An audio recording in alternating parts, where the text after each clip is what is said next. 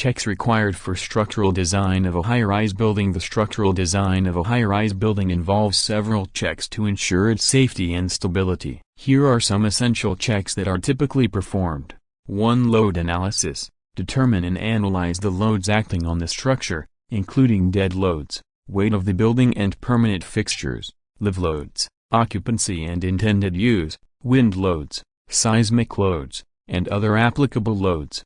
2. Structural system selection. Choose an appropriate structural system based on factors such as building height, architectural requirements, local building codes, and the expected loads. Common systems include reinforced concrete, steel frame, composite systems, or a combination of these. 3. Structural stability. Verify that the building can resist lateral forces, such as wind and seismic loads, by performing stability checks. This involves ensuring that the structure has sufficient stiffness and appropriate lateral load-resisting elements, for example, shear walls, bracing, moment frames, to prevent excessive sway and maintain stability.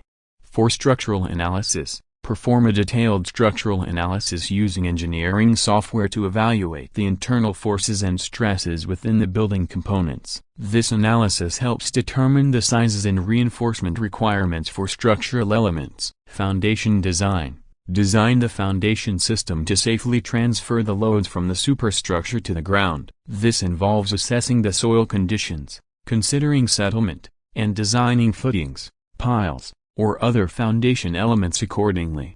5. Structural connections. Design and check the connections between structural members to ensure they can effectively transfer forces. Proper detailing and reinforcement of connections are crucial for maintaining overall structural integrity. 6. Deflection and vibration analysis. Assess the deflections and vibrations of the building under different load conditions to ensure they are within acceptable limits. Excessive deflections can lead to discomfort for occupants, while excessive vibrations can affect the building's durability and functionality.